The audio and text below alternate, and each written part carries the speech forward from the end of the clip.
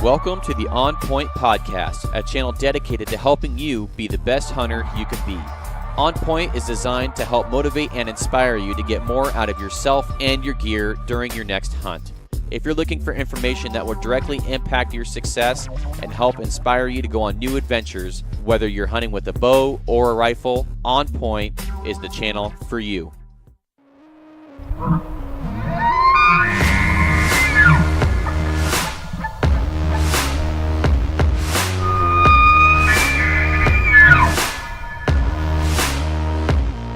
Well, hey everyone, welcome to this week's episode of the podcast. I get to sit down with Chris Dunlap from Elk River Archery and talk about arrow building. And this is a really popular topic, and a very common question that I get is arrow selection, arrow building, broadhead selection, and how to basically put all that stuff together to go out and kill an animal ethically, know that you're going to have enough oomph when that arrow gets there. So this is a great podcast for the guys that are just getting into arrow building, and also a great podcast for the guys that are already knee-deep in the weeds and want to learn more. So we pretty much cover it all, as much as a guy could in an hour and 40 minutes. Chris delivers some really great knowledge, some really great insight, and all the questions that I asked. And, we go into the weeds, but I want to make it clear, I wanted to go into the weeds on this one. That's what this podcast episode was about. I wanted to have a very detailed podcast just on arrow building. So I know I've been going over the bows a lot lately. I will definitely be coming out with some rifle and bullet stuff here shortly, but this is probably one of the best podcasts on arrow building that I've personally heard.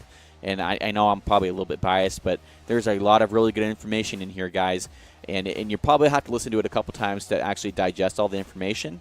But if you have any questions, you can get a hold of me at GarrettWeaverHunts@gmail.com. Or you can get a hold of Chris on his Instagram.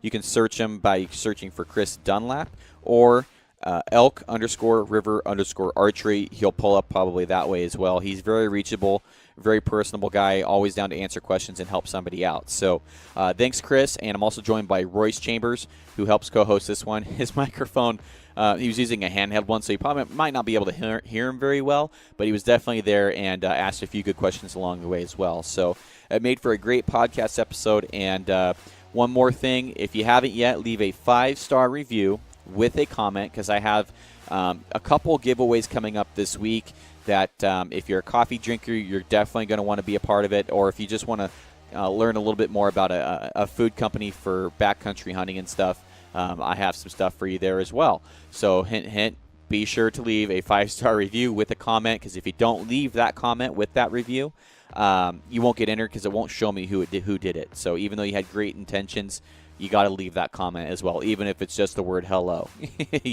Just leave that comment, get yourself entered.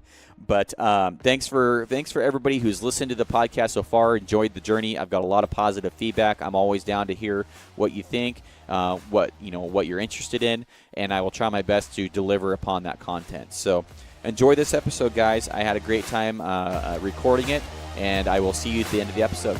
Bye.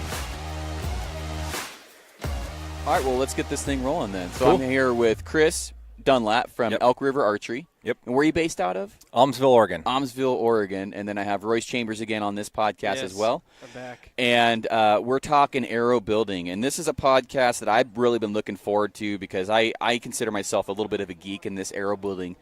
And let's just say I'm right here, and then you got Chris, who's probably leaps and bounds over that. So I'm really looking forward to learning a lot from you today, man. So hopefully, I still have a lot to learn. So, I know that too, but I learn every day. I read as much as I can. One of the things I always try to do is I know I can learn something from everybody. Yeah. So I try and watch what everybody does, look at what they do, and then try and pick out what I think is the best of that, and maybe apply it to other things that I'm already doing, and how can this make what I'm doing better? Right. Because I'm almost never satisfied. It's like, well, this is good. This is really good. How do I make it just that much better? Right. And a lot of times it's probably, I spend way more time trying to make it that, 10th better than than it was before. But, and it might not be worth the time, but it's fun too. I geek out on this stuff big time. It's fun, and really it's only going to benefit you in the long run, because if you're constantly pushing that bar, you're going to figure out what gets that better penetration, or shoots better at elevation, or or shoots this broadhead better. And like you, like the more I learn, the more I realize I don't know.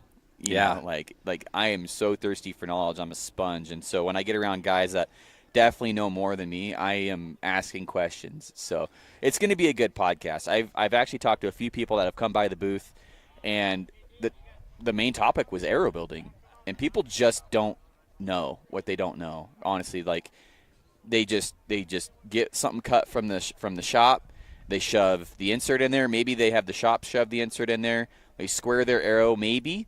And then they're good, maybe. And I was talking to a guy last night, really cool guy, about chopping both ends of the arrow off. If you're chopping, 3-4 inches off your arrow, take some off of both ends. And you were telling me that you do that earlier, but you do it a little bit different than I do. Yeah. So what's your process we'll start with buying the arrow. So it depends on how deep in the rabbit hole you want to go, right? Deep. So,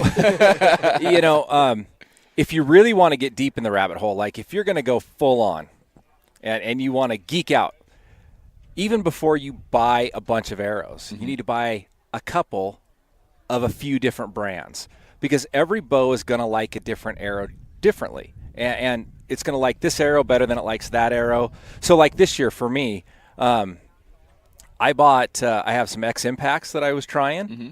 I bought the Axis arrows. Mm-hmm. I bought some of the Grizzly Stick Momentums. Mm-hmm. And I tried a couple different spines of each one of those. Like in the Grizzly Stick specifically, I think they have a 240 spine and a 170 spine. Mm. And, I tuned my bow as best as I could. And I say it that way because you can't really tune your bow until you know what arrow and you're tuning it to that arrow. Right. So anyway, but the point to that is I bought these different arrows and I shot them all, and I tried to figure out what my bow likes. What arrow does my bow like? Surprisingly, the 240 Grizzly Stick wouldn't spine. The reaction out of my bow, it didn't like it. The X Impacts were okay, and they shot well. I didn't go with those because I couldn't get to the weight I wanted to. Okay. Because there's a lot of factors that play in. I had a specific weight range I wanted to get to. What was that weight range? I really wanted to be in the upper 500s, close to 600. I didn't want to get over 6 just because. So I have a total mass weight I like and a speed I like to stay at. Me too. I am not a speed freak where I don't need to shoot a 310 feet per second arrow. Anything, I'm going to say my range is 280 to 300. Ultimately, I really want to be in the 290, like okay. 290 right in there. Yeah. So for my particular bow and setup, I can shoot my 585 grain arrows where I settled at 287 is what I'm really consistent That's at. What I'm shooting my 447s at. Well, it helps. And let everybody that's listening to this is going to go, how in the heck is he doing that? Okay. Guys, I got a 31-inch draw, and I'm shooting an 80-pound bow. I hate you right now. So I have a 28-inch draw. Talked about that on the way up, too. Wishing we need to start hanging weights from our arms. So what I try to tell people all the time, though, is find the heaviest arrow you can shoot in that range. Mm-hmm. Like if I'm making a suggestion to somebody, it's what can you shoot in that speed? Mm-hmm. What I found over years of testing and kind of giving background is when I started doing this, it was just my own curiosity. I'm not an engineer, but I kind of have that mentality to stuff. I want to know how and why things work. Uh-huh. How do I make it better? So I started testing broadheads, and when I was testing broadheads, I was getting a lot of arrow failures. So then it was like, well, how do I start testing arrows, and how do I build arrows and change it so the arrow's tougher? Just all sorts of stuff. Like I said, this is a deep, deep, deep rabbit hole if we really get into it. That's what this podcast is about. It's for the guys that are geeky like us. So, so I just started doing a bunch of testing on my own. Uh-huh. The archery shop is relatively new, and I'll get into why I did that in a second. But I just started testing everything on my own and just tried to figure out what I could, and that's where I've ended up where I'm at. There's a lot of guys, we'll talk about FOC a little later. Yeah. That are really into 25, 30% FOC. Dr. Ashby's. Yeah, and we'll talk about Ashby too. But because I think it's funny, I'll mention something about Ashby. Ashby, the testing that guy did is way above and beyond what anybody else has done. But I see people argue online, well, he's a he's a doctor. The guy's an eye doctor. So everybody's Dr. Ashby, and it's like that title gives him more credibility. Yeah. Right. And what gives him credibility to me is the amount of testing he did. I don't care about his title. Right. He's not like he's a physician that can tell you what the different wound channels and all the damage does. Again, I mean, so not to play down what he does, but it's not. I hear guys all the time, well, he's got his doctorate in engineering. No, so anyhow, that was just kind of the fun. And I love his testing too, but I also think it's really steered people into a far extreme. It has. Where, if you don't have a 25%, you're unethical. It's like, man, no, I'm not. See, and I think there's a really good balance. Mass arrow weight, I think, plays a much bigger factor into penetration than if you had a light arrow with a really, really heavy FOC. Okay. So if you take just as an example, throw it out. If you take a 420 grain arrow, but you're at 25% FOC or even 30% FOC, and I've seen guys build arrows like that. Yeah, I've got a test coming up like that. So, and then you take a 550 grain arrow that's only 15% FOC. I could almost guarantee, because I've done it myself, that you're going to see more penetration out of that heavier arrow than you will out of the high FOC. No doubt. I totally. Even if the speeds aren't the same, that mass weight total, where FOC does play a big part to me, is it's pulling the arrow through the air. Once that mass is in weight, physics, right? Things in motion want to stay in motion unless reacted on by an outside force. Well, when you put that weight up front, it's pulling everything through. When you have the weight towards the back, the whole thing is moving. And so when an arrow flexes, let's say you hit something hard, an arrow's going to flex. Well, if you have the weight in the back, it's just more flex, loss of energy. Right. When you have the weight up front, the arrow flexing doesn't make you lose that much or the same amount of energy. Right. So it's pulling it through. I happened to be at an archery shop last year, and at that point I was shooting a 490 grain arrow at 295. And I had a brand new release coming down on target, let it go, went through the wall. Arrow sticking in the wall by the fletches. Now, I didn't think anything of it, and the shop their phone rang. There's an automotive shop right behind him. Oh, shoot. And the guy's like, hey, your arrow went through the wall. So the guy in the shop said, hey, I'll go get it. And I can hear him over there pounding on my arrow, and I think, oh, my arrow's going to be dead. And I go get my arrow and pull it out, and there's no outsert on it anymore. These were X-Impacts, so they have an outsert on them. And I'm like, well, that sucks, it must have broke off or something. And the guy comes running back, and he throws me my outsert, my field point. Oh. And I'm like, what the heck? And he goes, so your arrow stopped at the fletches, and that field point and the outsert came off your arrow and flew all the way across the auto shop and hit the other wall. So what's that tell you about FOC, that arrow, or having more weight up front? That arrow weighed 485 and was like 17.5 or 18% FOC. Okay. But that weight that was in motion up front kept going. Yeah. So it's the same thing that's going to happen when you hit something like a bone in an animal, if you can breach the bone, right? Where people don't breach the bone is when that arrow flexes and they start losing all that energy that they put into there. So, well, I want to take you down a path there then, because when I was talking about a blue wildebeest I shot, and the kudu had a little bit of deflection, and then I was really trying to figure out, well, was it the broadhead, was it the arrow, and with I'm shooting about a 10% FOC, 125 grain head up front. And I'm thinking, well, I'm probably getting a lot of flex, and that arrow went through both lungs and then took a turn, which told me that it wasn't deflection. It was the back of the arrow flexing and then probably hitting the rib and then churning that arrow sideways. Do you think that? And it very well could be. There's so many factors, so I'll give you another quick story.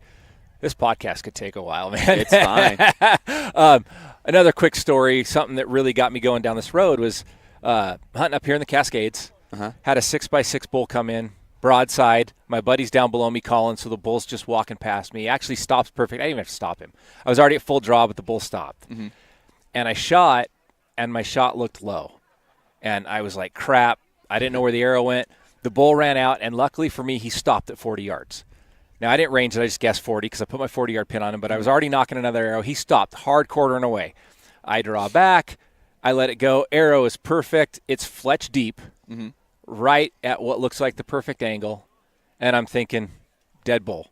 First shot was crap. Didn't get anything, probably brisket. Second shot was money. Dead bull.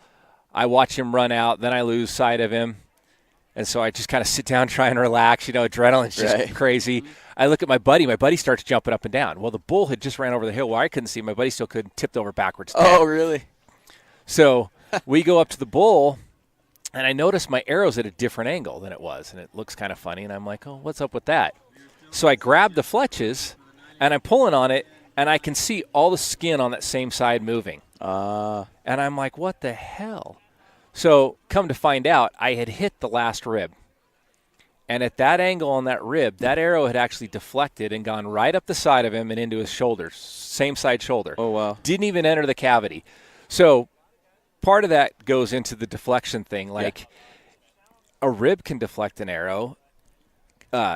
Your broadhead build, especially really short, steep-angled broadheads, they are a lot more prone to deflections than, say, a longer, more pointed type broadhead. So let's take a Valkyrie broadhead, for instance. That broadhead, if you've seen those, it's like a 3-to-1, isn't it? It might even be more than that. Really? It's really long. When we say 3-to-1, that's the angle. It's the ratio of length to the angle. Yeah, you want a longer broadhead than how steep it is, right? So it's your cutting diameter, right? So you want your broadhead to be longer than your cutting diameter. This is a cut-on contact. Yeah, it's a really popular head. So the Valkyries, they're really long. Anyhow, but part of that too is I hear guys all the time, I made a perfect shot. It was perfect. I could see it. I'm sorry, guys. I hate to be the bearer of bad news, but if you take out both lungs, the animal's dead, and it's not going to be, a mile away. If you take out his heart, it's not. If it's a perfect broadside shot and you blew through it, that animal's dead and it's not going to be that far. Something happened on your shot. A deflection happened that you couldn't tell. Who knows? I had a bull in my Mount Emily tag. My bull in Mount Emily. You drew a Mount Emily tag. I did. I had 14 points, drew a Mount Emily tag in 2014. So that's a legit draw then. I know a guy that drew Wenaha first year. Really? Yeah. There's a guy that drew it twice in 6 years. Well, the guy I hunted Mount Emily with, who helped me out some in Mount Emily, he drew it the year that before I had it. Oh, really? And then on points, and then drew it the year I had it random. So anyway, but my Mount Emily tag, same thing. I would have told you guys that perfect shot. Bull comes in broadside, 30 yards. I hammer him. My arrow's out the backside. Blood all over it. Good blood. Perfect. Give the bull a little time. Go up and find some blood. A little more blood. Then no blood. What the hell? So we grid search forever. I call in a buddy of mine and his wife. It's actually Calvin Halliday and his wife Shelby. I call them up, and I'm like, hey, can you guys come help? They dropped their hunt to come help me, actually. And we searched and searched and searched and searched and searched, and I was ready to give up. I'm like, dude, I'm done. This bull. Obviously, I didn't hit where I thought I hit, and no shot had ever felt more perfect to me. I mean, I took so much time on that arrow, and Cal's like, no, we're not done, and I appreciate him for that because it really that drive. So we made one more pass where we fanned out. We did this big circle. And Craig, who was with us, happened to walk right into my bull. Oh, really? The hole was about 4 inches right behind the shoulder. Just, to me, looked like a money shot perfect. But because of the way the bull was standing, he was quartering a little more than I thought. And that front leg was back that I couldn't see in the brush. I ended up livering that bull is all I got. Really? But when you look at the hole, I could show you a picture. When you look at that hole, you'd have said all day that's a perfect money shot. And so he didn't bleed because out the other side, it was a little bit of an uphill shot at him too. So the hole was a little higher. And on the side that was closest to me, the skin had actually gone over the wound. So as soon as he moved that front leg forward, so I only had one hole in the bull. So, there's things that can happen. But anyhow, we've gotten way off. I hear about that happen all the time. The bull's stretched out and the hole gets covered up when he goes back to a relaxed position. And a lot of people are like, oh, that's the broadhead's fault. I'm like, no, man. I mean, it's so scenario dependent. Like the most common question I got, and yeah, we're off in a rabbit hole here, but that's this podcast. Yeah. Is my most common question when I shot that blue with the kudu, because everybody wants to know with the kudus, because there's good and bad reviews on them with blood trails. How was your blood trail?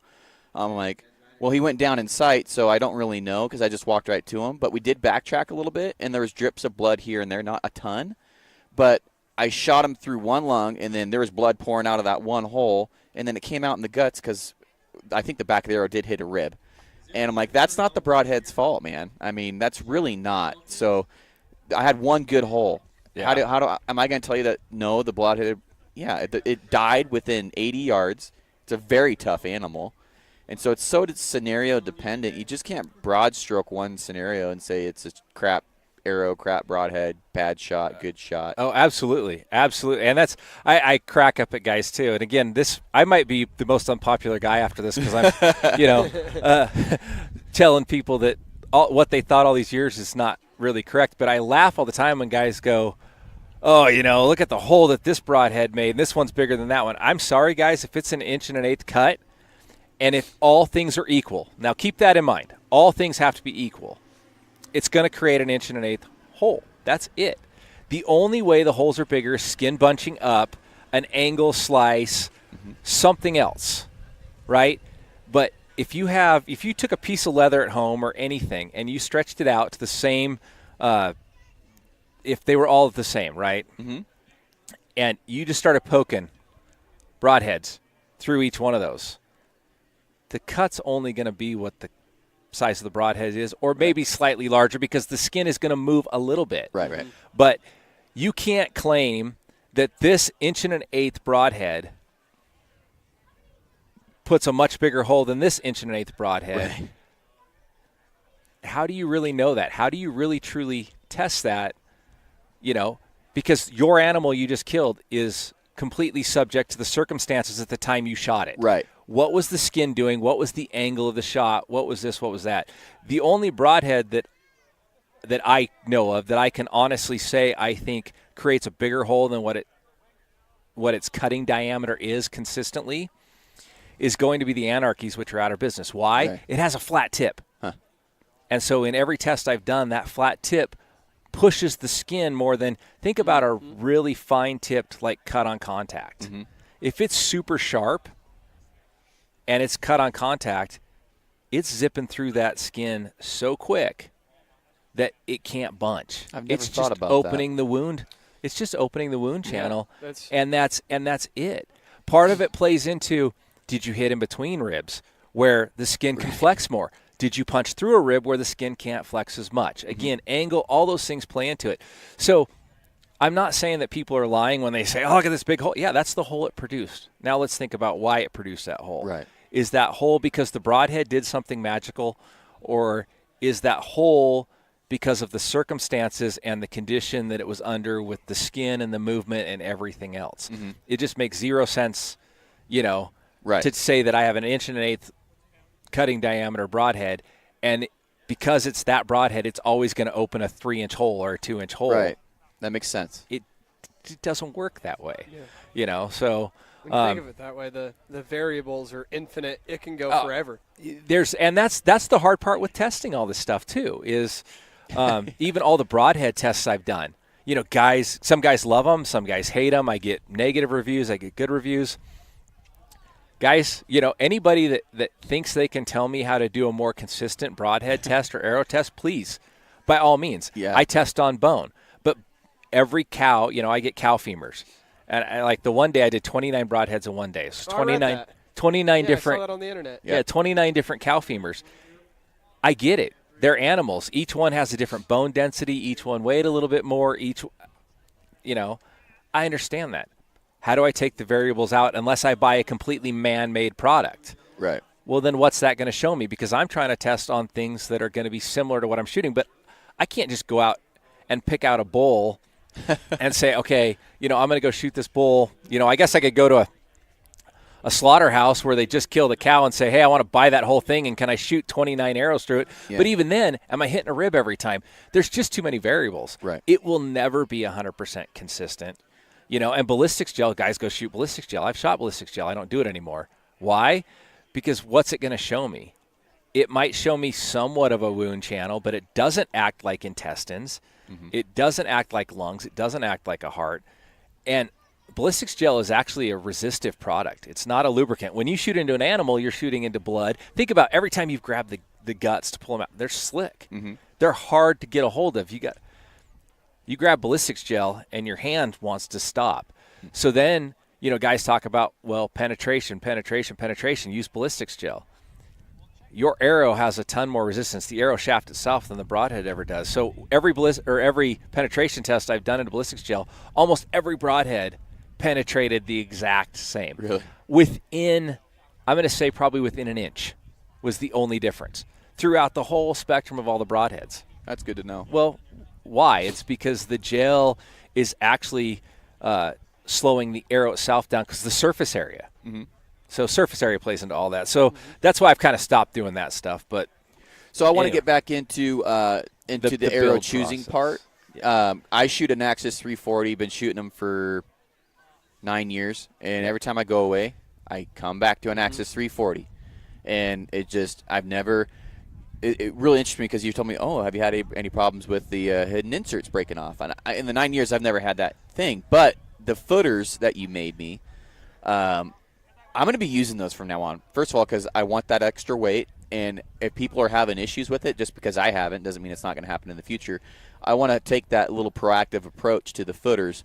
Let's go over We'll get into the footers here in a second, but let's go over arrow selection. So the arrow selection, I come back to Axis a lot too. Yeah. I've heard a lot of guys talk about they have memory issues when we start talking about an arrow with a memory issue. Okay, you want an arrow that basically, in my terms, or what I'm going to use as terms, is has no memory. So if you flex it and bend it, it goes right back to where it was. Yeah. When it has a memory, the more you flex it, the more it flexes, the more it might get out of straightness. You say like aluminum arrow to make it really obvious. Yeah. So you bend an aluminum arrow or flex it too much, it's bent, right? Yeah, and that's FMJs. FMJs, really, really, really tough arrow, really tough. But because there's aluminum on the outside, they're more prone to bending. Mm-hmm. You have to be careful pulling them out of targets and that kind of stuff. So arrow selection, there's so many good brands out there that I'm not going to say one arrow is better than any other. Mm-hmm. Again, it goes down to how deep a guy wants to get in the rabbit hole, and a lot of guys don't want to go this deep. They just they're going to buy their bow and they're going to shoot the arrow they always shot, and that's fine. That's great. But for those of us that geek out a little bit, it's pick an arrow, right? Paper tune your bow, and then grab some different arrows and see what the reaction is. But the Axis arrows, I really like those. They're a great arrow.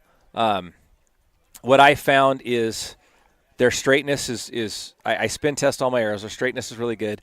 The weak point to an Axis arrow is that hit insert, not itself, but that the hit insert relies on the carbon holding the ferrule beyond the threads.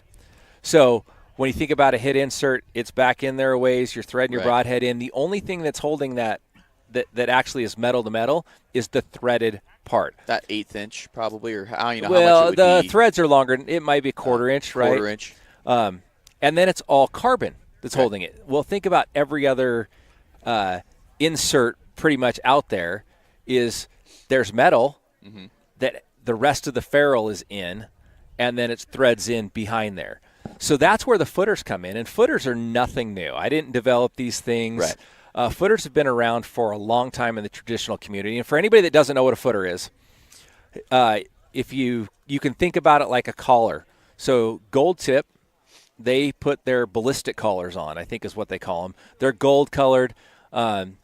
Like the Platinum Pierces, I think use them. Yeah, and it's just a collar you can slide over. So for Axis arrows, to stop that weak spot, you kind of turn that one end into an FMJ. Mm-hmm. And the way you do that is you find the right size aluminum arrow, you cut it down to whatever length you want, and then you got a deburt and a couple other things, then you can put them on. So And again, we can get deeper into those. But the whole point is, on a deflection with an axis arrow, what ends up happening is if your ferrule's going to bend at all, it will start bending at the threads, and it will break out of the carbon.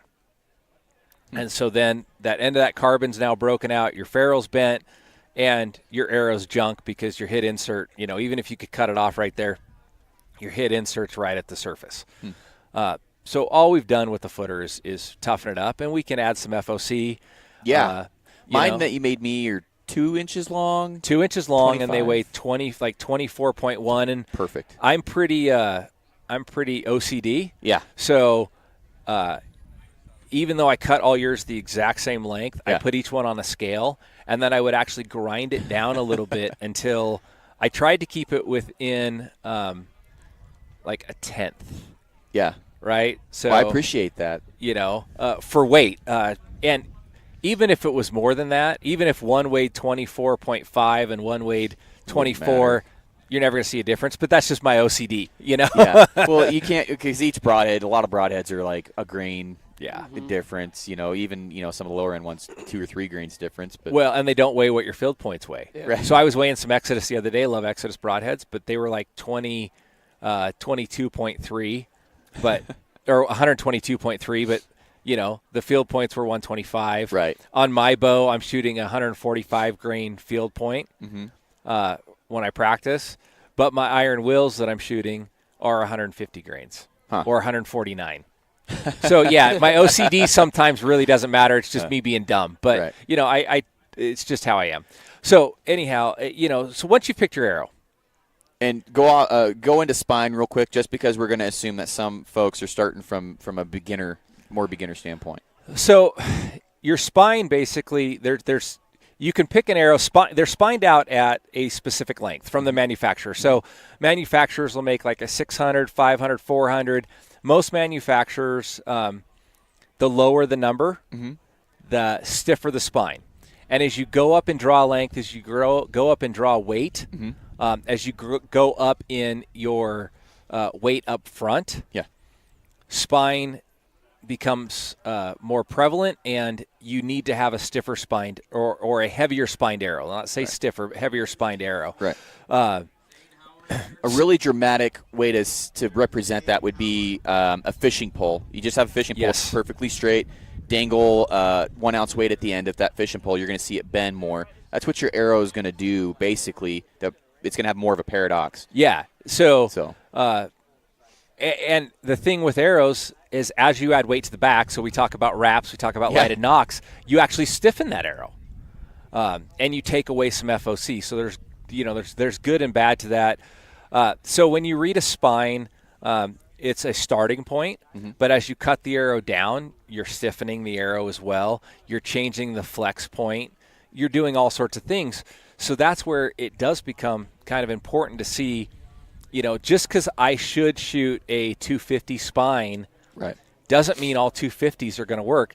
Case in point, the Grizzly Stick 240 that is technically stiffer than my Axis 260, yet I could not get that arrow to spine out of my bow and shoot consistent. I've talked to guys, and you can tell me because I've never shot a Grizzly Stick ever, but I've talked to a lot of guys that have spine consistency issues with some of their arrows. Have you had that issue?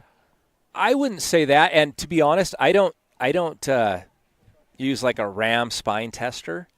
That's not something I use in my process. I'm getting one of those. And so the reason I don't do that is because of the way I tune and what I found in the past. I've had arrows indexed before, so that's a shop. Because again, my shop is relatively new. So for 18 years, I've just bought off the shelf from somebody else's, from some other shop.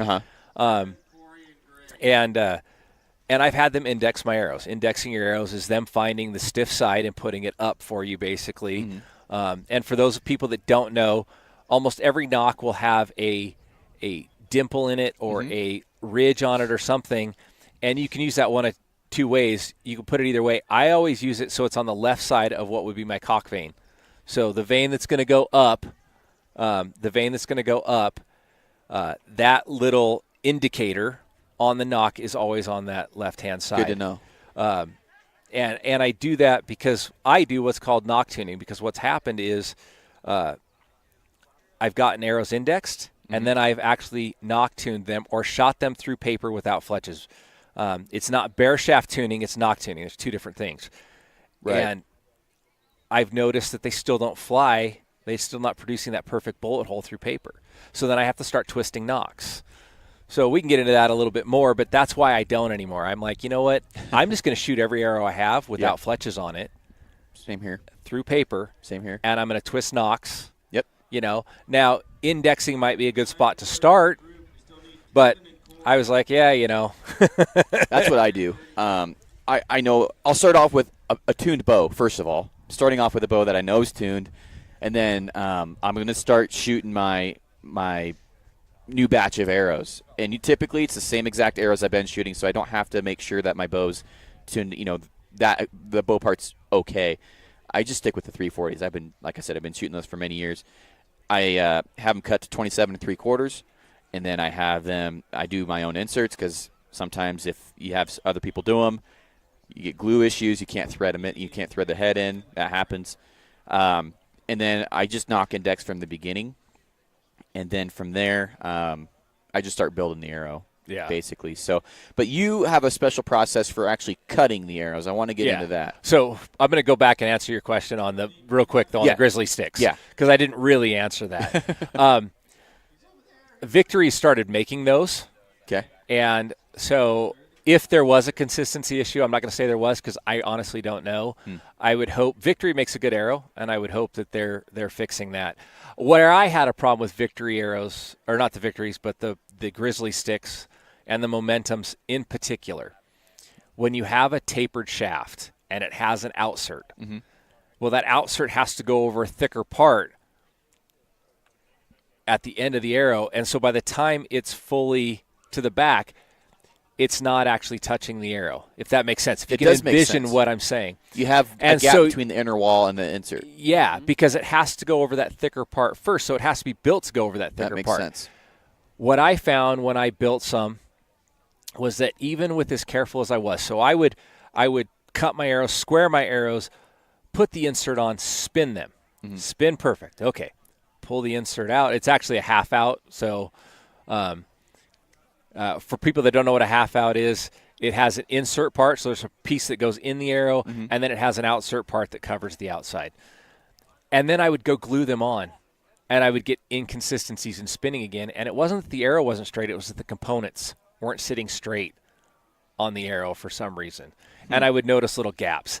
I didn't really like that. Could you square that out? You can't square it out because, well you that's could. With the diameter you're talking. You could, but it was because like one side of that half out was touching, and the other side had a bigger gap. I see. The gap wasn't consistent. Centered. Okay. And believe me, these arrows were square. It's not like, you know, I again, being OCD. So, you know, that's the problem I had with those. Other than, and I could have shot the 170s. They spined out of my bow fine. But that put me up into a 660 grain arrow. Again, all these factors. And guys, this all takes time and money. You know, this stuff isn't, we all know it's not cheap. So this really is for a guy who's super OCD. And you can definitely try and tune a bow to a specific arrow. I don't want to try a bunch of arrows. I just want to shoot axis. Okay. Well, let's see the reaction. I have a bow in my shop right now. It happens to be a friend of mine. He's always shot Hoyt turbos. And he's always shot a 400 spine arrow. Really? Always. He's got a 28-inch draw. He's shooting a 27-inch arrow. He's only shooting 100 grains up front. I can't get him to buy off on this. Probably get away with it. Yeah, he's probably, he's getting away with that. Well, he was. Oh, he was. He bought an RX-1 turbo. Okay. So he brought it to my house, and we were tuning it, and we were having consistency issues. Now, one thing about my shop, I will say, guys, for anybody that's interested in my shop, I don't stock a lot of stuff. I am not your standard archery shop. I don't want, at least right now, I don't want to be your standard archery shop. There's great places, Bow Rack, G4, locally here in Oregon. There's all these great places to go, and they're great shops. I won't ever knock any shop. What I do is a much more in-depth tune and a lot deeper detail. I do that because I don't have customers standing a bunch of customers. I got 20, 30 guys in there that all want something. Right. It's by appointment only. Guys bring me their stuff. They send me their stuff.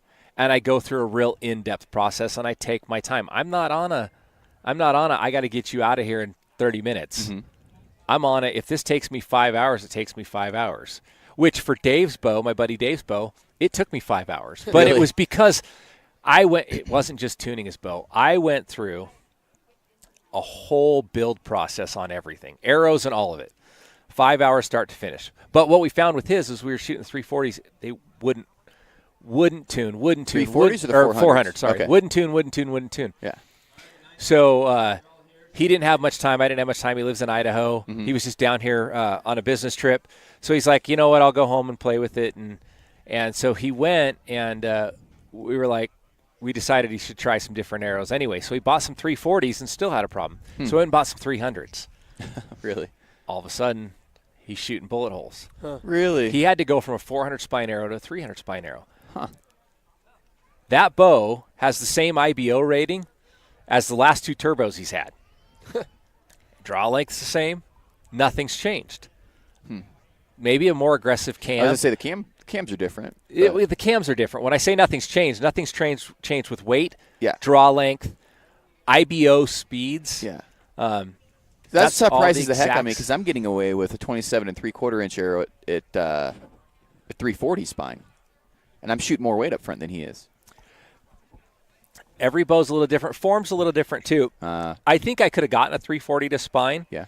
But he actually liked the weight Good. that he was getting and the speeds he was getting. Huh. So, I got him to increase his mass weight finally. Good. And he's still getting the same speeds. But, I went through a whole build process on his. So let's talk about build process because Yes. that's kind of where you're going. Yeah. So here's what I do. Once a guy's picked his arrows, we know the length and all that. Mm-hmm. I spin every arrow first before it ever gets cut. No arrow gets cut in my shop until it's been spun. I look at what end wobbles, if any.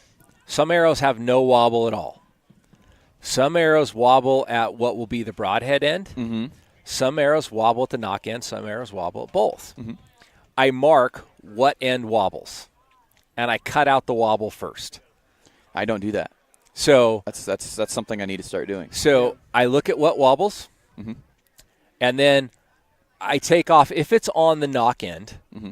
I try to take off only what I need. So I might only cut 1.5 inches off, and I'll go spin it again. Oh, still wobbling. I'll go cut another inch off. Spin it again. Okay, wobble's gone. Now I cut the rest from the insert end or the broadhead end. I have had a couple arrows that there wasn't enough room for me to cut the wobble out of them. But if you ever hear guys, or you hear guys talk about all the time, I got this flyer. This one arrow is a flyer. You can get rid of a lot of that. Not all of it. There's never 100%, but you can get rid of a lot of that by really tuning your arrows, so to speak. Mm-hmm. You don't just tune a bow, you got to tune your arrows. Right. Think of it like going and buying ammunition for your rifle off the shelf, or when you have a high-end bow, kind of more of a custom rifle, and doing hand loads for it. Mm-hmm. Which one's going to shoot better? Right. Right? Most guys are going to tell you hand loads are always going to shoot better. Well, think of tuning your arrows like doing hand loads for your gun. That's really how I equate that. That's well put. And so you're cutting off the knock end first. If I need to, yeah. Getting that Only if wobble I out. have to. Okay. Yep. So, and you touched on it a second ago too, because I talked to a lot of guys. Well, these arrows are crap because I can't get the whole batch to shoot. Buddy, I get 11 out of 12 to shoot. I'm having I am super happy because, with my process, if I get 10 to shoot without having to do tweaking on those other two, that's a really good day. I mean, I get 10 and I'll spend the extra time on the other two, and that's even with my whole process. But if I get that wobble out, I think that's those extra two that I'm having. I'm happy with 10 out of 12, and then I'll spend an hour or two on those extra two, and then eventually I'll get them to shoot. But it takes a little bit extra work. But doing that cutting on the front end, that will save me, I think, time. That's probably what I'm getting is that time. Yeah, and it very well could be. I've built 6 axis arrows in the last 2 weeks. Yeah. And I don't have one that wouldn't shoot. Really? Man. Yeah. So what that tells me is that your process is getting more efficiency out of each arrow, and it's catching more errors and getting rid of them before you get them out to the. And that's the range. thing is, and it's trying to get rid of all the potential different variables. Yeah. You'll never be able to do anything about if there's a manufacturing issue, the spine's not consistent. Right. You're not going to fix that out of it, but you're going to see that at some point. Yeah. So, and what I've noticed is I have less Noc tuning to do when I build this way. I have a lot of Noc tuning. Which tells me that also what you're doing when you're spinning your Nocs is getting that arrow to a straighter point, right? If you haven't actually, man, all of a sudden my brain went blank. If you haven't squared that end. Yeah. So the process, cut those arrows, get all the wobble out of them if possible. From there, that's when I, go into squaring the arrows. So before I even insert them, depending on what they are, and it doesn't even matter if they're axis that have the hit inserts, I square both ends. So both ends of the arrows get squared. I double check all the arrows again, spinning them one more time. I'll usually take like a whole dozen, set them on the workbench, where I can see that they're all the exact same length, again, being OCD, and I'll weigh them to see what the variance is.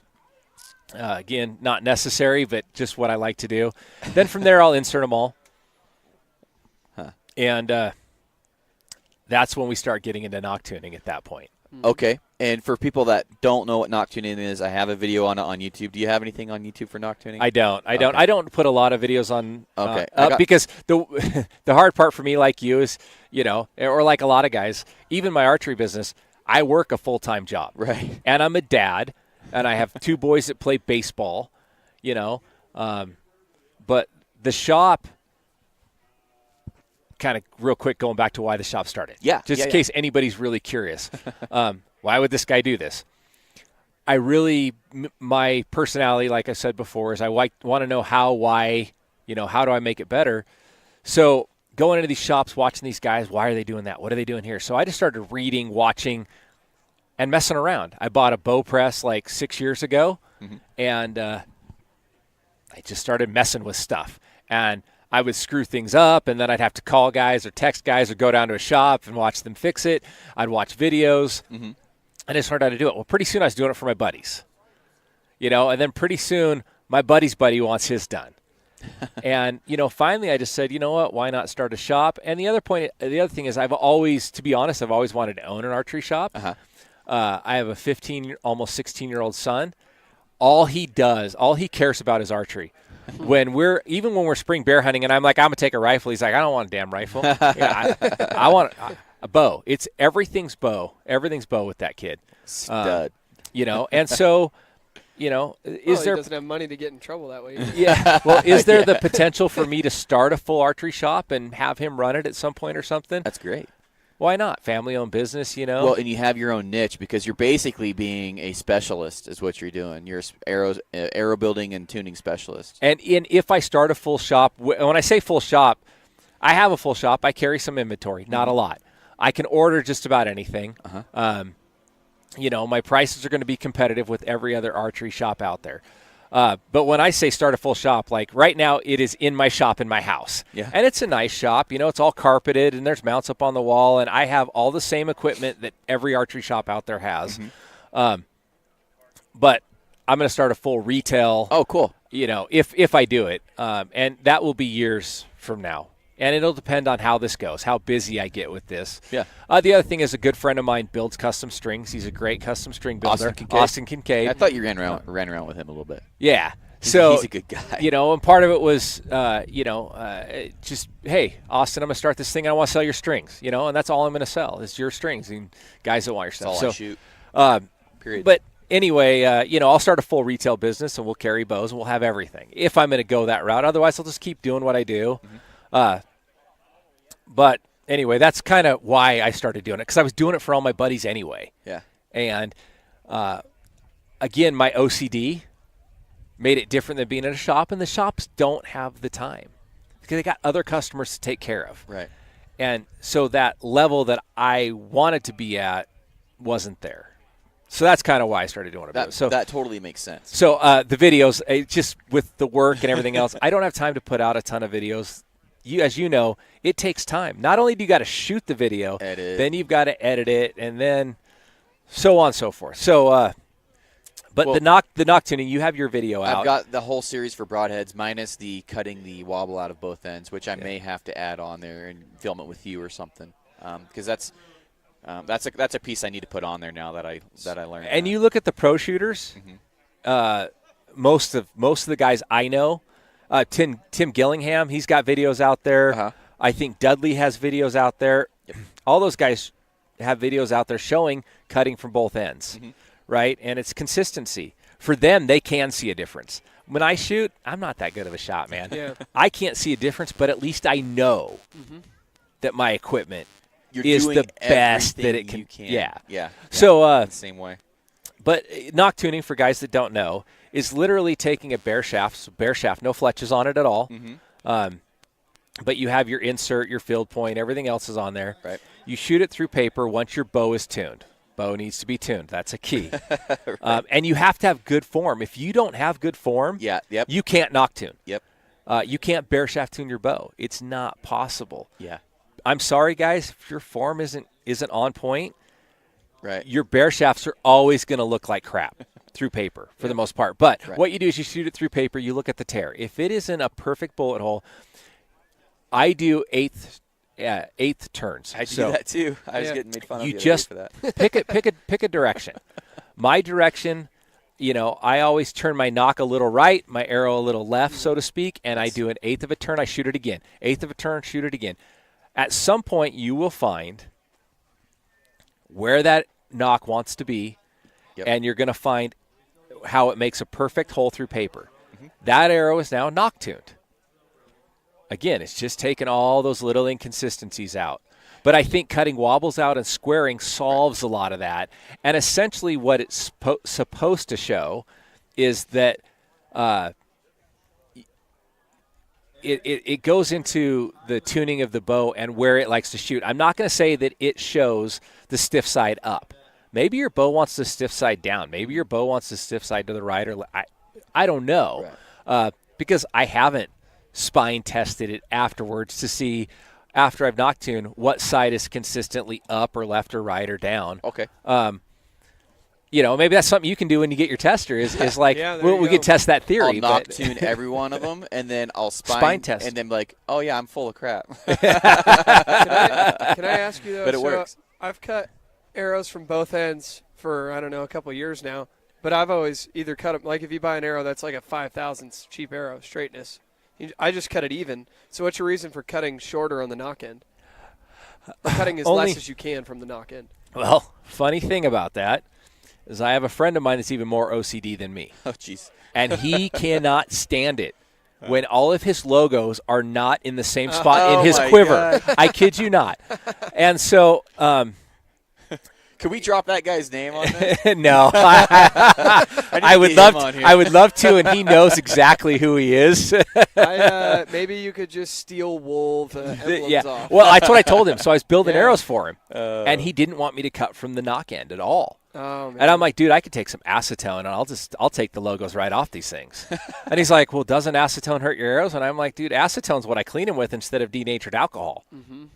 That's literally what I use. A little bit of acetone's not going to hurt. Soak it in acetone, yeah, you got a problem. But anyhow, part of it for me is not necessarily knowing if the logo at all plays any role in arrow flex or anything else. What does it add? So I do try to keep the logos as consistent as possible or take them off. I've done that before. My X Impacts. I actually just made black shafts because I just took all the logos off of them. Why? I don't know. I wanted to. Trying something different. So that's the answer to the question. Does it really do anything? I don't know. Yeah. But I just figure I only need to cut out what I have to on that end, and then the other end is the end we always normally cut anyway. Yeah, because I'm hearing the OCD thing, and then I'm looking back at all your they're different logos all over the place, and I'm figuring that drives you crazy. And it doesn't. I'm OCD about certain things. There's other things I can let go. Yeah, perfect. I'm OCD, like I said, building my footers. My footers have to be the same length, have to be the same weight, and very, very close to the same weight. It plays a role in consistency. Right. But do I really care if my logos are in my quiver in the same spot? No, you can see that from my bow. That's a little too OCD for me. Yeah, me too. I can't believe I'm saying that, but I just didn't want it know to guys shoot were good. that crazy. I just want to shoot good. And that's, again, I care about that more than I care about my OCD. Yeah, So I was just curious since you mentioned that, because I figure if you cut even from both ends on a cheap arrow, you're improving something. And and absolutely, I don't think that's a bad idea. Make sure I would make sure you check wobble first, right? It's like you don't.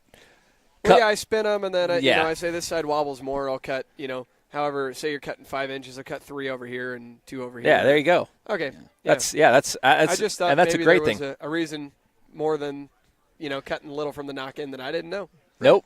So I was talking about arrow straightness with a gentleman yesterday and stuff like that, and I'm like, where I was talking about cutting off both ends and stuff, and I can get a lot of those imperfections out there because a lot of it's towards the end of the arrows, and it's just the way that, some of it's the way they're made. But I was also starting to harp. I'm like, but that's important. I'm like, but for me, I'm a spine consistency guy. Where do you lie on that?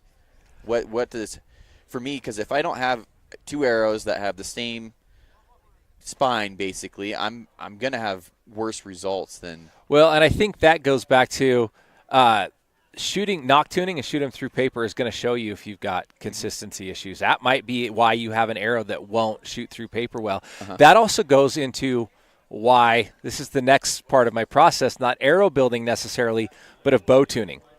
That is why I bare shaft tune my bows, and I do it with 1 arrow to start. So let me give you my tuning process real quick. I'll do a broad brush tuning process. Basically, I put my bow in spec. I don't think there's such a thing as super tuning. There's fine tuning, but I believe the engineers that have degrees I don't have at these companies get the most performance out of a bow that they can, and they tell you within a certain realm where things should be. So when I get a bow, I put it in spec. Axle's got to be right. Brace height's got to be height, and it's got to make poundage. If it's under poundage, something needs to change. If it's way over, why is it way over? I make sure my cams are timed, and then my arrows are always square and level. What square and level really mean? They run through the upper third of the burger hole. I don't ever make them run dead center to start, and they have to sit level, and then they need to sit off the bow square with the string.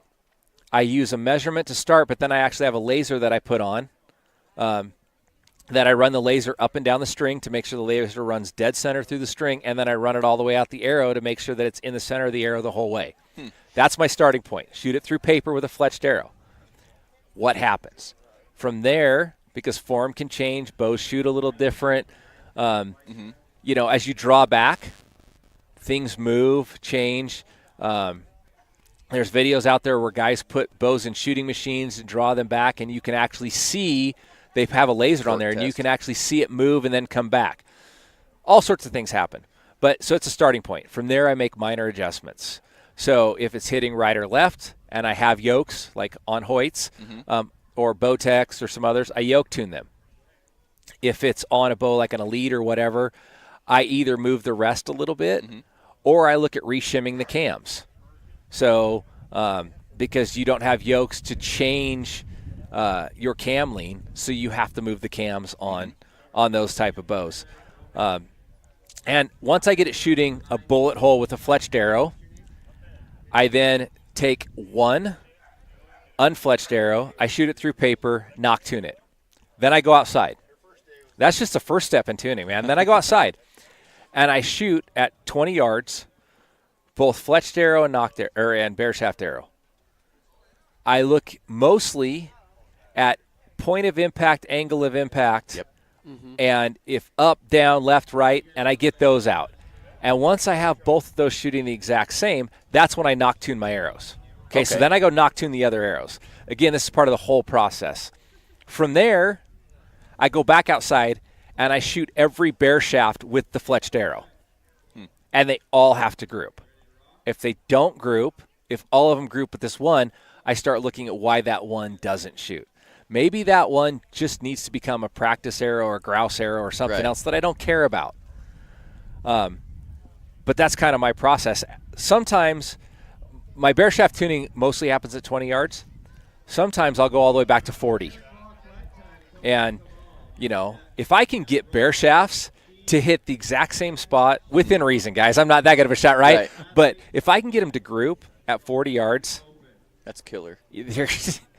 What more can I do, right? So that's kind of my my process. So when you talk about spine, I think that weeds those out. Okay.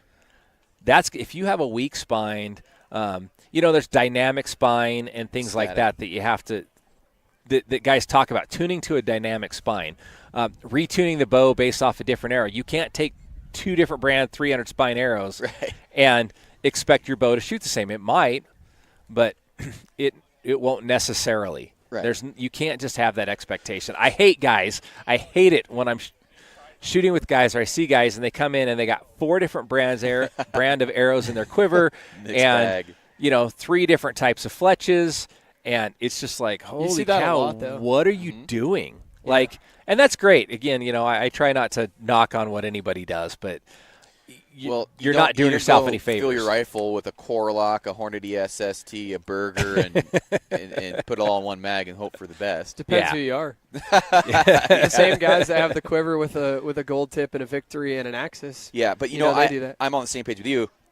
You got to start somewhere. Yeah. I started there. My first, I didn't know anything. I literally learned. I had a 10-minute crash course from Kurt Mendenhall and settle in on how to stand and draw. That was all I learned. The rest of it was pretty much 100% on my own, and that's why probably a big reason why I have my YouTube channel is because I don't want anybody to have to go through that learning curve. Well, and for me, a lot of it was, again, going back to trying to take something from everybody. Yeah. Even the guy who's brand new, you can take something away from conversations with those people. I try to talk to a ton of people. I let people critique me all the time, and I might go, you know what? But I listen to them. And I try and go, okay, what can I take away from that conversation? Is there something? Do I need to check? Does this make me better? Does this make me, you know, what is it? Yeah. And so that's where I really, really try and hone in on things. And again, I found what works for me. I won't ever say I have the best process in the world. This is the only process. This is what everybody should do. Yeah. It's what works for me. It's what's worked for the guys that have come into my shop, you know, that keep coming back, that ask me questions. I had a guy come in the other day, and this isn't bragging. I don't want anybody to take this as bragging. Mm-hmm. I had a guy come in the other day. He was at a shop. They told him he was 2 weeks spined. He couldn't get it to shoot. He has an 80-pound bow. Okay. What's his draw? A 29-inch draw. Okay. And I think he was shooting a 250 spine, and they told him he was 2 weak. Too much weight up front. 2 weak. How much did he have? I think he had 250 grains up front. 80-pound bow, 29-inch draw. Okay. So he comes to me. So first thing I do, I put on the drawboard. I just kind of look at everything. I put on the drawboard. Okay, top's hitting a little ahead, more than I want. Because a lot of times, some bows, at least Hoyts, we'll talk Hoyts because that's what I was tuning, and that's one of the bows I know really well. Was this a turbo cam bow? No. Okay. Standard, just RX1. Oh, okay. Hitting farther ahead than I'd like, but not bad. So then I put it in my bow vise. First thing I do is I check arrow level. So I level the string. When I'm putting it in the bow vise, I always level the string first, then I check arrow level. Running way downhill. Level the string. Yes, I have a level that I put on the string. So the string, bow sitting straight up and down. I know people can't see this, but straight up and down, I put the level on the string, and the string needs to be level. Okay, I've got one of those. Yeah, I use that too. And then I put the arrow, knock the arrow, flip the rest up, check level, because there's a level you put on that I have that I put on the arrow. Yep. Running way downhill. Okay, that looks like a problem to me. Then I put my laser on it. Mm-hmm. Running way outside. Mm-hmm. Like by the end of the arrow, my laser was probably a ½ inch off the end of the arrow. Jesus. Which at the start doesn't look like much. When you got a 28-inch arrow or a 30-inch arrow, whatever it is, a half inch at that distance isn't really that much. It doesn't take that much, and that's where guys, when you don't have good form, that little bit of torque, that axis, and it changes it a ton, huge amount. So, but anyway, so all I did, this is literally all I did. I leveled his arrow. I squared his arrow. He shot it through paper, left hair. Okay? So when I say left hairs, guys, for those that don't know, the field tip goes in at the right-hand side, and then you see it tear, the fletching tear, to the left. I put one twist in the left yoke, took one twist out of the right yoke, kept the cam timing the same, shot through paper, bullet hole. He said he'd spent 2 hours at the other shop, and they couldn't get it to tune. And they kept telling him. How much of that was them wanting to sell him an arrow? And, again, I'm not going to say what shop it was because the guys at that shop are great. Maybe they didn't have the time. Maybe it was 2 hours bouncing back and forth between people. All I know is that's all I had to do. The guy looked at me, and he's like, what the hell? And it's just, I mean. There's a lot of those stories floating out there. It square level is a great starting point, and from there, minor tweaks. If you can't get a bow to shoot square and level, then there's a design flaw in the bow, I think. That prime, that brings me to that prime I shot last year. I was way to the left. I was shooting 5 different broadheads perfectly, but you could seriously see it. Your arrow's pointing way to the left. And I'm like, shit's shooting great, but it's definitely something's going on with it. And I never got that thing centered. No. I have a prime coming in tomorrow. Guy has an appointment with me tomorrow morning. Really? He's had his prime for 2 years. He says he loves it, but he's never gotten a really great arrow flight. Oh, so man, I was shooting. I mean, if you would have looked at the bow, arrow cocked up and everything, I'm like, this thing's not tuned. It shot 5 different broadheads as far as you want to shoot them perfectly. Yeah. And so I was like, you know what, screw it. I got what I want out of it. So what? The arrow's not pointed towards the target. And everything I say, there's an exception to every rule, right? Yeah. Square and level is where I want to start. That's the start. If you can get a bow to shoot great and consistent, and it has to run downhill, or it has to run out of center, then so be it. That's just where it is. It's a piece of equipment. Not every piece of equipment is going to be the same. That makes sense. And even within, you take every Hoyt. Not every Hoyt's going to be the exact same. There's rules of thumb because they're very consistent in their manufacturing. But not every Hoyt's going to tune the exact same. You can't just say, well, it should run a 16th high, and it should run 13/16 center shot. It should run this and this and this. Okay, generally, yeah. But that's not going to be every bow. You can't just set it there, And what I hate is when I walk into shops and I watch them eyeball everything.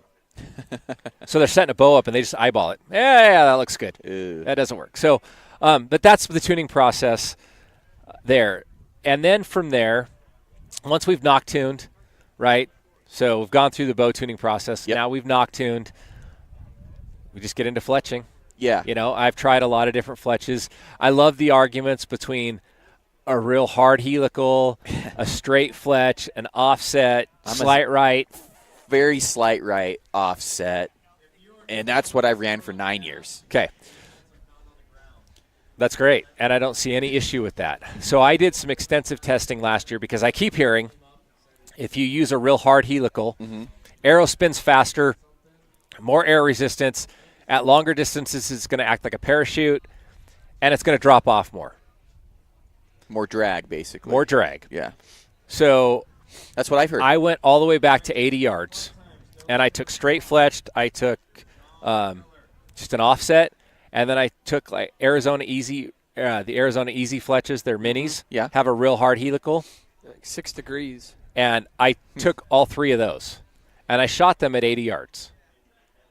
There was 0 difference in impact at 80 yards. Really?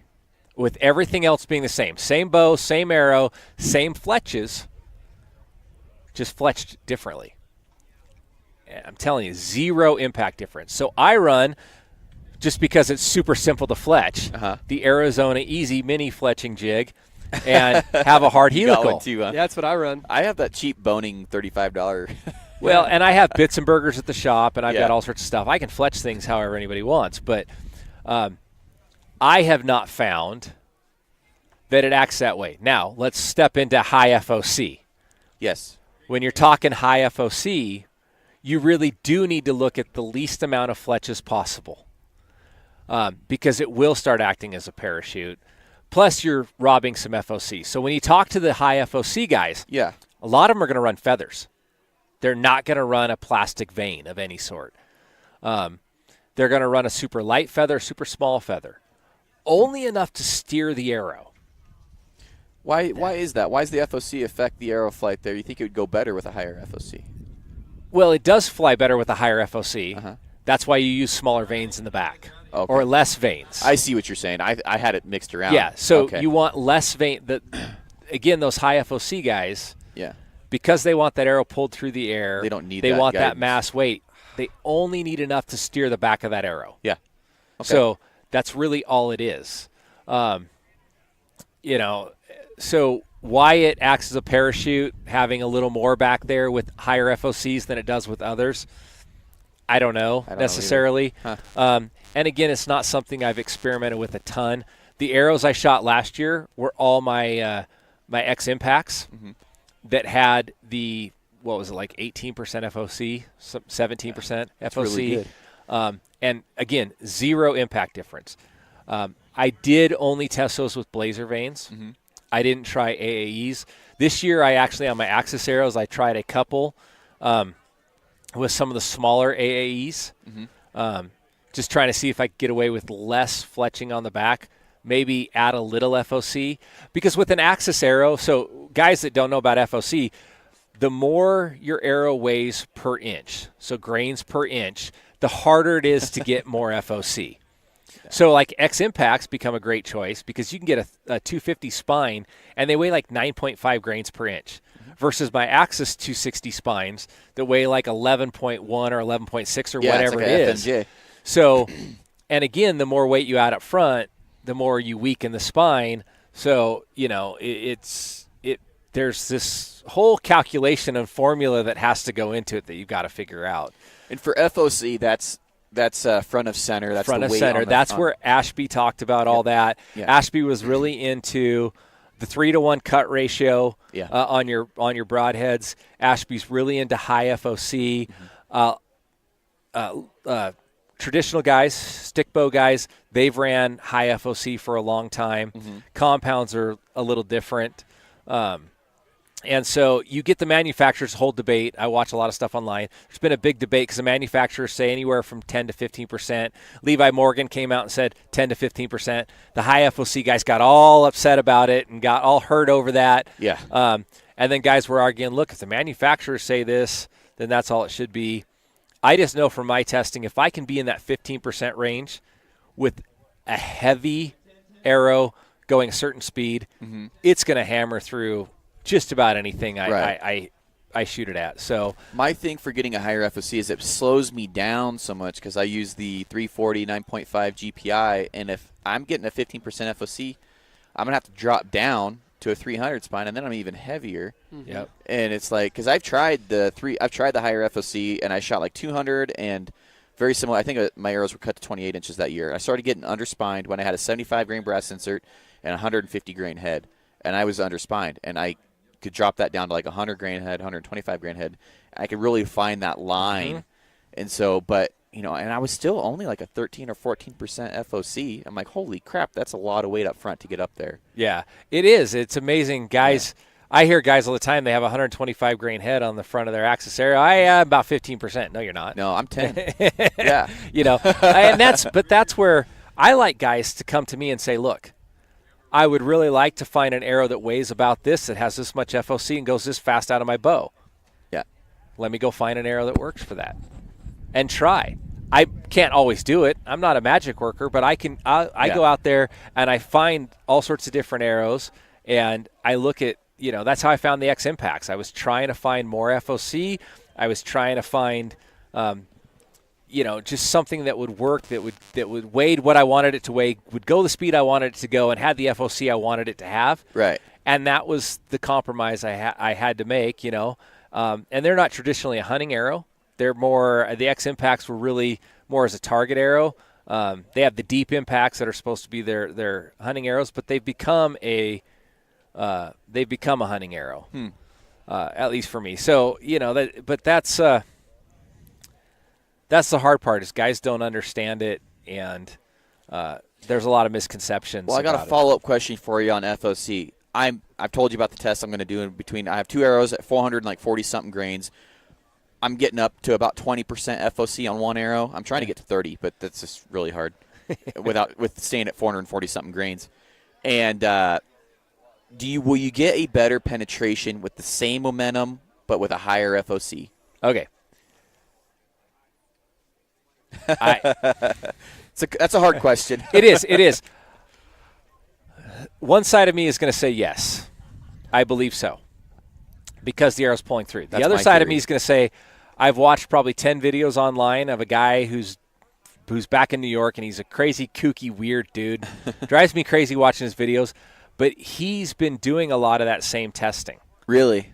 And he says he hasn't seen any difference at all. Really? See, I'm expecting when the mass weight, the speed is the exact same, that he's seen no penetration difference. I do have again, it's hard for me when I'm not doing the test. I don't know how consistent the medium is that he's shooting into. There was all sorts of arguments online. He's shooting into foam. Well, the foam in that spot might have been shot more than that spot. Exactly. And, oh my gosh, the guys who argue this stuff, and it's like, well, just go test it yourself. Exactly. You know? It's like, man, I'm doing the best with what I got. Yeah. So I would tend to believe that you would get better penetration running the higher FOC arrow. Okay. And I really will be interested to see the results you get out of that. And that's why I was picking your brain about penetration test material. I'm like, ballistic gel. You're like, nah. And then now I'm like thinking the buckets of sand or something. Some have a barrier, or I have a softer inner barrier.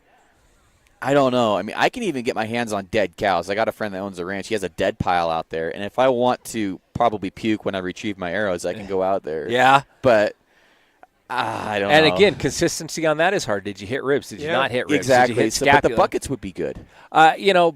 Buckets with sand, milk jugs with sand, so you're not, buckets, unless you got a bunch of buckets laying around that, so milk jugs, they're easier to get. Yeah.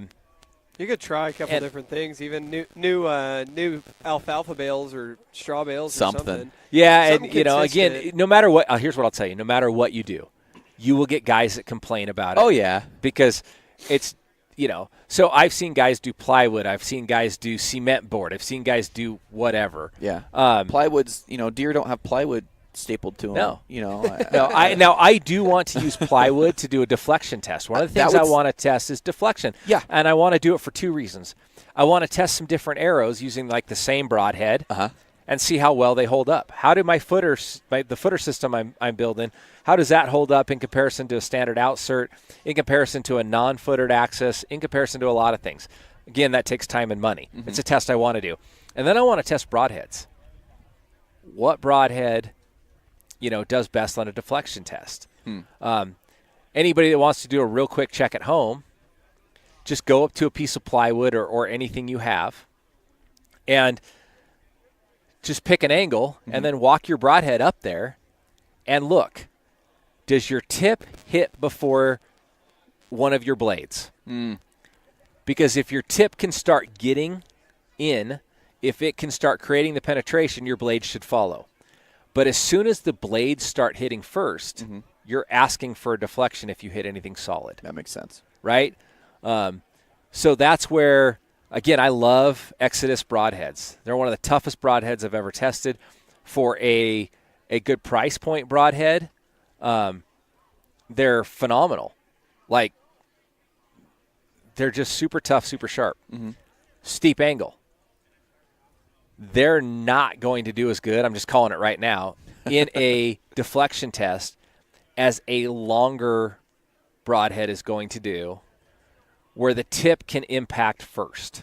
Like a Magnus or something. Magnus, let's go back to the Valkyrie. It looks like a bird beak, like a long bird beak. Yeah.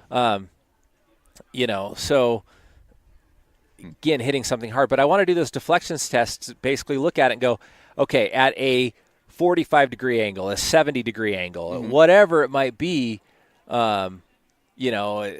just wherever it is, at this point, these broadheads would go through, and then they started deflecting. and where's that deflection point of each broadhead, and basically tell people this angle. How am I going to do it? I'm going to set a piece of plywood up, and I'm going to set strings out at different angles, and I'm going to shoot from each one of those angles into that plywood and see which ones go through and which ones, curve off to the side. Why plywood? I can't think of a better medium to do it on. Yeah. It's readily available and everything. Hey, and guys, if you have any suggestions, Absolutely. drop them in the comment section. Leave a 5-star review. But Well, really what's going to Shameless happen plug. is you're just going to get your first piece of hate mail when they're like, plywood's not good enough, man. Exactly. You don't know what you're talking about. I opened my mouth to Royce, was it yesterday? Yeah. And I'm like, I haven't received a piece of hate mail yet, and that includes my YouTube channel. I'm trying and he's to like, get- I'm going to change that. You'll get one off of this. Somebody's going to hate something I said. I guarantee it. I'm going to start man. a recruitment page and get people to send you hate mail now. A hate page? That's fine. I can't say it enough that there's exceptions to every rule. Uh-huh. And what I'm saying is not telling anybody what they should do. This is what I like to do. Right. And can you take something positive out of it and something good out of it? I hope so. You really want to get into, and I know we've been going for a while here, but Yeah, that's fine. You really want to get into the next level. Let's go next level arrow building. Okay. Let's start talking arrow clocking. And if it's a term you haven't heard, Okay. look it up. But arrow clocking is taking a bare shaft, shooting it. I would start at let's say 2 yards, so 6 feet. Put a mark on the top of your arrow, like where the cock vein would be. Okay. And shoot it into your target. See what direction that mark moved. If it didn't move, step back. Shoot it again. See what direction it moved. Here's what people are going to find if they actually do this. Their arrow is naturally going to spin one way or the other. There's a huge argument out there where guys say all right-handed shooters that the string is twisted in the standard, and I can't even remember what direction it is off the top of my head. Austin will answer okay. this. You're going a different direction. I thought you were. Okay. That the string is twisted in whatever the standard direction is. Their arrow is going to spin left naturally. So there's actually a bow company out there, Rogue Strings, that has started doing their arrow or their strings twisted opposite and served opposite of everybody else's because they say it induces a right twist. Why is that important? Well, when you shoot your arrow and it's fletched, if your arrow naturally wants to spin left but you fletched it right, you've just lost efficiency out of your arrow. Makes sense. Yeah. Because your vanes now have to stop the natural rotation and take over, which they do. But again, you've just lost energy. Yeah. So you wanted to get into next level arrow building. Once your bow's all tuned, once you've Noc tuned your arrows, don't already just go fletch them right or left. Go clock them. Man. And fletch them the direction they naturally want to go. Huh. What the pros that are doing it are going to tell you is you are going to create more consistent groups at longer distances. Is it going to help at 20 yards? Probably not. Is it going to help your 60 or 80-yard groups? They're saying yes.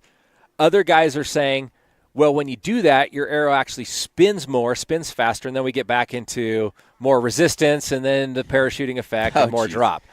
I haven't seen that. Again, this rabbit hole can go really deep. Have you got into the clocking yet? I haven't.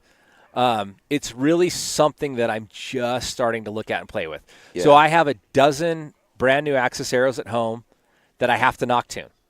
Now my bow is bare shaft tuned because I already have a dozen Axis arrows built that I bare shaft tune the bow to, and then I Noc tune the arrows, blah, blah, blah. All of my arrows right now are a hard right helical, but I'm going to clock the next group, and I want to see. One of the top pros, I was reading his stuff, and what he said in clocking arrows is it doesn't matter whether you're right or left-handed. It doesn't matter what twist or string has. It matters the bow and the arrow, because he said he can take his exact same bow and shoot 3 different arrows, and they'll twist different ways. So what can play into it? Face pressure, type of release, length of D-loop, knock pinch. There's 100 different things that can play into what arrow, type of knock, what arrow, what direction that arrow wants to spin. That just seems almost, I can't believe I'm saying this, almost too into the weeds, because you're going to wear through D-loops eventually, or you're going to wear through a string, and then you're going to have to do that whole system over again? Yeah. You could. Or as soon A as lot you of throw an guys arrow wear wrap that, on though. there, what happens when you throw an arrow wrap Well, on? that's why if I do wraps for people, Yeah. before I actually Noc Tune their arrows, I wrap them. That's what I do. I wrap mine before I Noc Tune them. Yeah. The only thing that doesn't go on that arrow, so if it's going to be a lighted Noc, so let's take if I'm going to do lighted Nocs, or if somebody wants to do lighted Nocs, I'm going to shoot the lighted Nocs to Noc Tune them. Smart. Yeah. Especially when you get into Nocs like Fire Nocs. I like Fire Nocs. Okay, I had problems with consistency, especially with a real heavy arrow and a fast bow when I was using some of the different Noc brands, and I'm not going to even say which ones, but the Fire Nocs. I got into Fire Nocs because they seem to be more consistent. Do you know I how much they actually weigh? shoot the Fire Noc without the lighted Noc part. Okay. Just I buy their Nocs themselves, and that's what I use. But they're a little shorter. Again, everything plays into this. I can't use my standard X Noc or G or whatever it is. I can't remember now off the top of my head. G Noc, I think. For the Axis. yeah. X. When I'm building arrows and building footers, and footer build gets into distance, how far your arrow is in front of your rest, and so that's what we talked about yours. How long could I make yours? Yeah. How much space do you have? But your Noc plays into that too. My Fire Nocs are shorter than the G Nocs, and so my arrow sits back a little bit more. So my original 2 footers I built, I didn't have Fire Nocs on there. They actually were an 1/8 inch too long and were sitting on my rest because I went from a G Noc to a Fire Noc. Oh. But anyway, so again, getting into the whole weed of things, that's way into the weeds. You really Further could. than I get. Hopefully just changing a D loop wouldn't do it, but you could changing strings. Now, if you're going from stock strings to like Austin strings, or if you're going from Austin strings to somebody else's strings, I would hope that if you went from Austin strings to Austin strings again, it would change. But I don't know. Those are answers I can't. Shout out to Austin. That's twice we've mentioned him in the podcast. Yeah. But at the Yeah. same time, if you're not wrapping your arrows, it's not that hard to refletch them. Right. So you could do that. I'm going to play with it because I want to see. I want to test it. Can I see a noticeable difference in grouping between the dozen I have that are already fully built versus the dozen I'm going to clock and then build with whatever natural direction the arrow wants to go? That's the helical I'm going to put on them. And do I have a long distance, I'd be really more interested in that. consistent arrow? I'd be really interested in that because I like shooting long range, and if that would help my 150, 200 yard stuff, I would totally do that. Dude, 200 yards, you're crazy, man. Oh, I've shot 330. Really? Yeah, crazy. I've reached out there, and I say semi accurately shot 330. So have you? Do you use different peeps at that point? Because I can't. There's not enough adjustment I'm not even.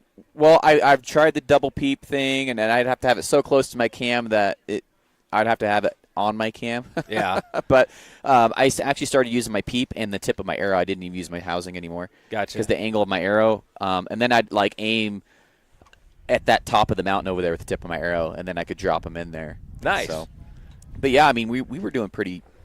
I'd say I had a lot of groups. If this is the ground, I'd have a lot of groups where I'd have 3 arrows in the ground right here. Yeah. But then you'd have groups where the wind would kick up 2-3 miles an hour, and then you'd have an arrow 5-6 feet to the right. I mean, and that's a whole story in itself. But at that distance wind, I mean, that's like shooting 1,000 yards with a gun, right? I mean, what the wind is doing, 250 yards out there might not be what the wind is doing here. Yep. And at that point, how much resistance Yep. have I had you built special up? How arrows well built. are your veins?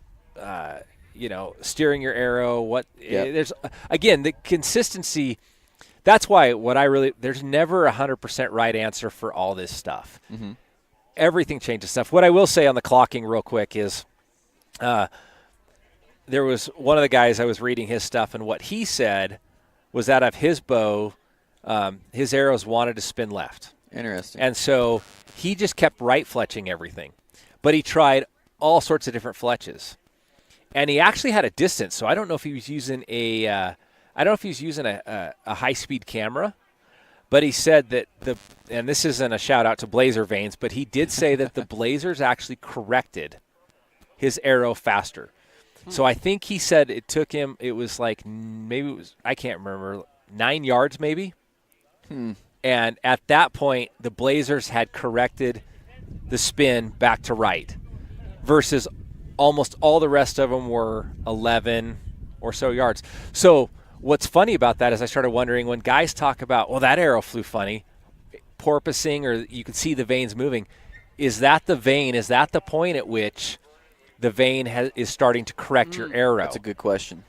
And I don't have the answer to that, but it kind of makes sense in my head. Like your arrow's wanting to spin one way, and your vanes finally take over, and you can see that difference. Because I don't know for you guys, but me shooting at 20 yards, when I'm shooting at 20 yards, sometimes you have one arrow and go, oh, that looks like it did something funny. But it still hit right. Every once in a while. It still hit perfect. Yeah.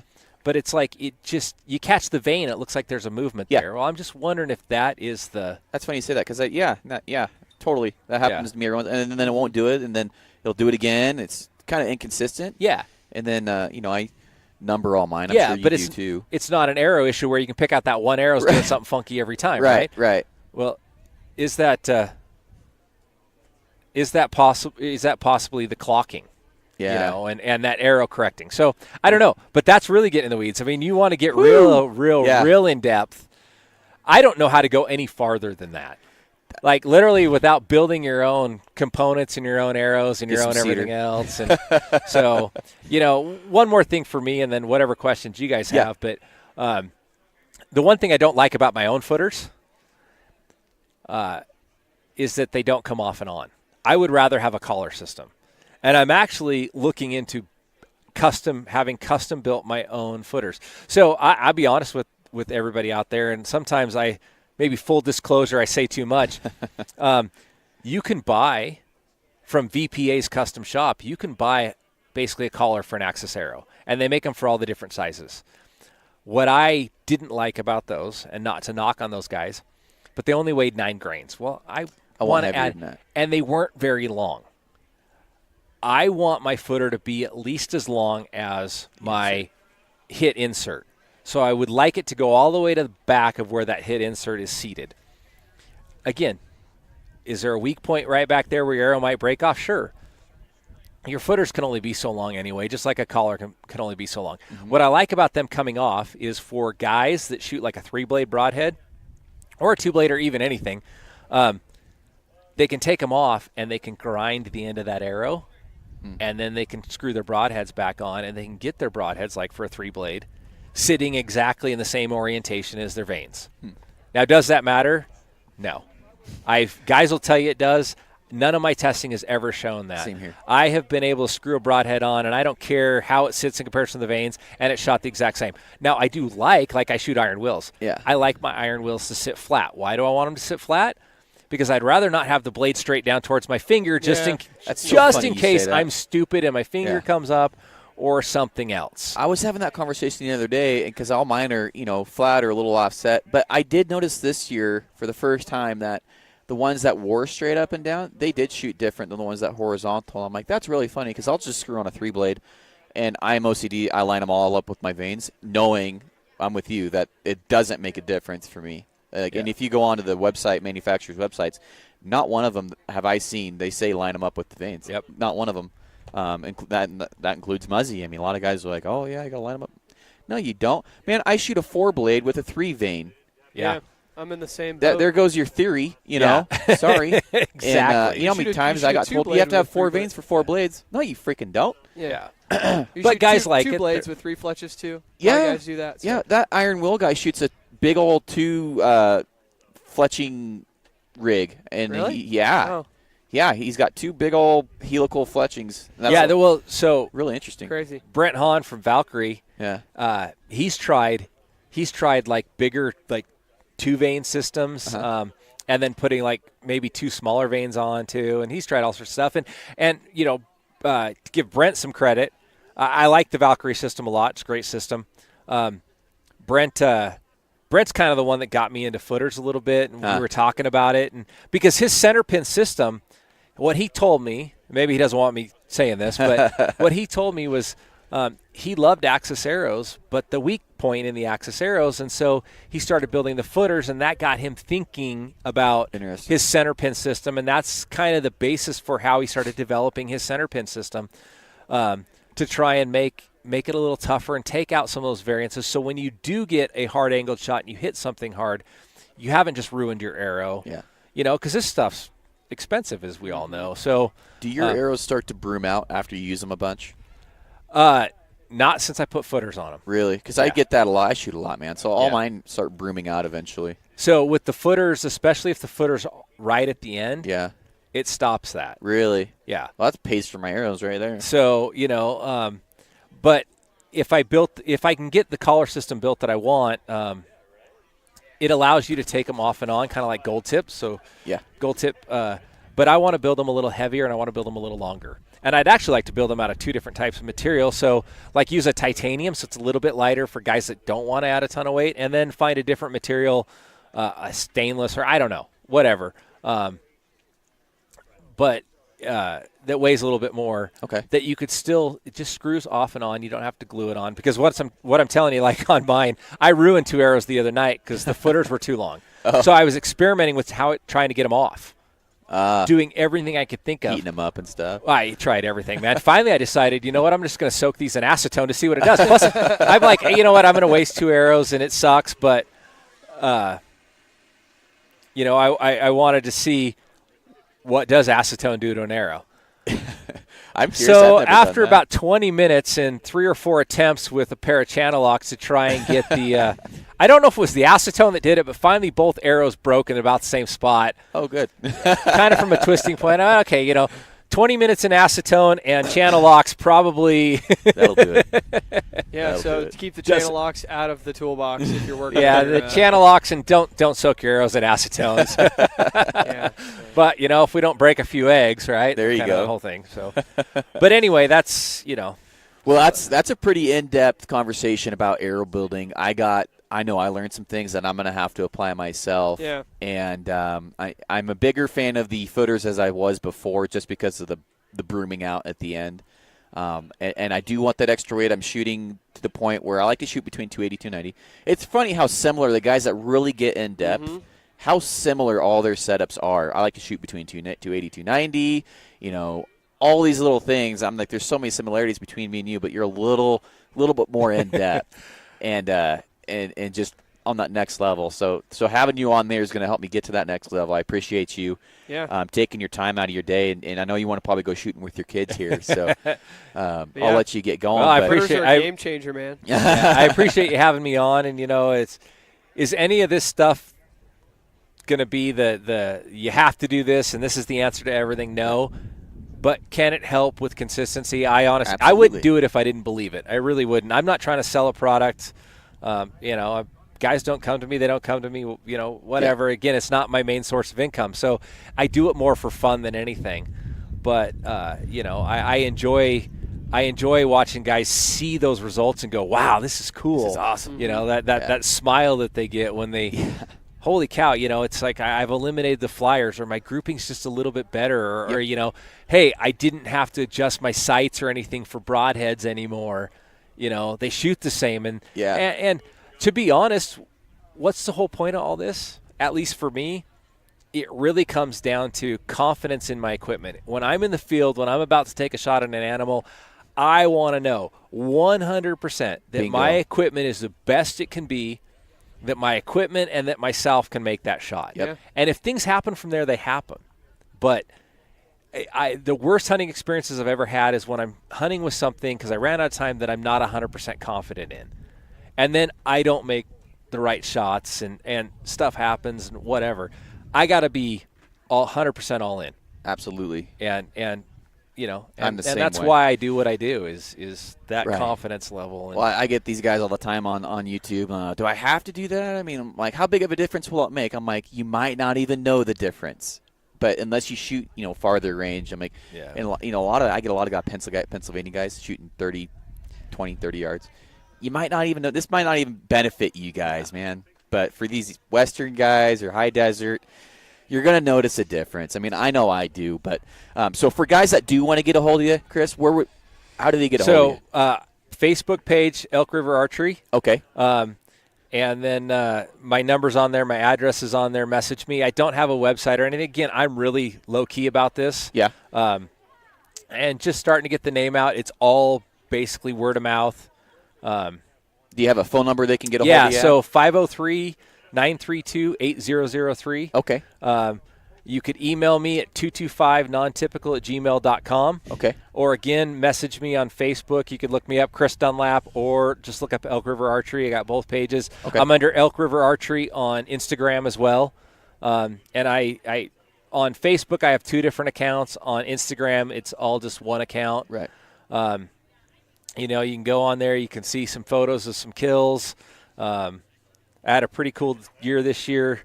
I only killed 2 animals, one with a rifle, one with a bow. But not many guys can say they've killed a wolf with their bow. Oh, wow. And I was on a moose hunt in Canada, and I ended up killing a wolf with my bow. That's And I'm awesome. pretty stinking proud of that. That would be cool. Dude, that's awesome. That would be an adrenaline rush from hell. So there's pictures of my wolf up there on the Elk River page. I didn't see that. I'm going to have to go on there and look at that, man. Yeah, it That's awesome. wasn't a big wolf, and I don't care, Right. It was a fun experience. So, again, we could I could talk this stuff all day, every day, and I don't think I'd ever get bored of it, Well, I think we're definitely going to have you on the show again in the future. We can talk about different areas. Broadhead seems to be another forte of yours. So I've done we a dove lot into that a little bit today. Yeah, I've done a lot of testing, and by no means am I an engineer, but I've learned a lot of things and learned how much the different metals and hardness and different things play in. You talk about kudus, and there's a lot of guys that will tell you they think I hate kudus because I have been kind of negative on kudus. And guys are like, you just bash, you hate them. I don't hate kudu at all. I don't know the guys that own kudu, and I don't care. I just show my results, and that's the one thing I've tried to tell everybody when I do broadhead testing, is I'm not pushing one broadhead over another. I will tell you that this broadhead's been more consistent or this one has. Kudus, I was a broadhead. I had some flight issues, and then they'd fly great, and they wouldn't. The biggest thing for me was I had problems with them bending and breaking. Were those the 125 or 150s? They were the 100, I think 100s and 125s. Oh, really? And I'll be honest, they were the older ones, not the contours. Okay. I think I did finally test one contour. When I shot it into bone, it went into the bone, and then it literally became a J. It didn't go out the other side. And I've talked to guys, and it's a softer metal because it's easier to sharpen, and it gets sharper and this and that. Again, I'm not an engineer. I'm just putting up my results. I don't hate any – well, I shouldn't say that. I was going to say I don't hate any broadheads. I have a real hard time with mechanicals because almost everyone I've tested is weak. And, again, not to eat up a ton more time. We could talk about forever. But I don't want to shoot a broadhead into an animal that is going to bend or break. Why? Because you just lost cutting diameter. Right. And a prime example of that for me, I use my own hunting experiences. I shot a cow elk years ago. Hit her low. I have a problem hitting animals low for some reason. Just dial for extra 2 yards next time. Hit her low, and I watched her stand there for like 3 minutes. She ran about 40 yards, just stood there, and then she finally died. When we gutted her and when we pulled the heart out, I literally had 2 broadhead slices through her heart, but barely. It literally just sliced the bottom of her heart. Now, what's the point of that? That was back when I was shooting muzzies, weaker blades. Had those blades bent, would I have gotten those 2 slices, or literally did I just cut the brisket or cut through the chest cavity and do nothing? When you lose cutting diameter, when you lose sharpness, you're losing your effectiveness inside that animal. I want a broadhead that if it gets stuck in that animal is going to keep as much cutting diameter as possible and is going to cut up as much crap in there as possible because I want that animal to expire as fast as possible. Nobody likes to see an animal suffer. Nobody likes to see an animal wounded. And so I feel like I owe it. I spend thousands of dollars on equipment. Why am I going to go cheap on the part that actually kills it? Yeah. It's not the arrow, it's the broadhead. The point of contact between you and the animal. So basically, the broadhead does the killing. Yeah. We need that hemorrhaging. We need that cutting. Right. That doesn't mean you got to go out and buy iron wills like I do. I shoot iron wills. You don't have to spend, they're like $33 a piece or a little bit over. You don't have to spend that. There are great price point broadheads. But when I bring up like Exodus, my Mount Emily bull shot him. Again, I cut rib going in, and I picked my arrow up, put it in my quiver. We found my bull, blah, blah, blah. We heard all that. I got home. I cleaned my arrow off. I looked at my broadhead. It looked perfect. I shaved my arm with it. Really? Put it back in my quiver, and I killed a blacktail buck at 49 yards. Downhill. I went through a rib and out the offside shoulder and out the shoulder. Jesus. And my arrow was 20 yards beyond him. With the same broadhead, I did nothing to it.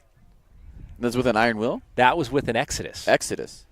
Well, that's impressive. Their blades are 4 thousandths thickness, which means they're really tough and they get really sharp. Really? So, again, we could have we could talk for 2 hours on broadheads. So if we ever want to do that, just let me know. But I imagine that's in the near future. But, it's blade thickness, blade sharpness, hardness.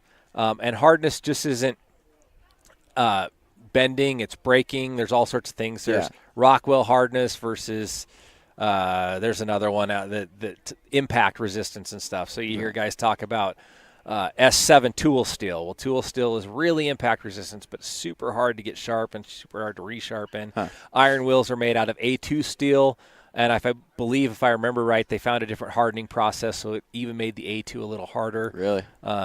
So, again, way, and get down a rabbit hole on that too. But anyhow, everything's important. Yeah. And it all plays a role in our effectiveness.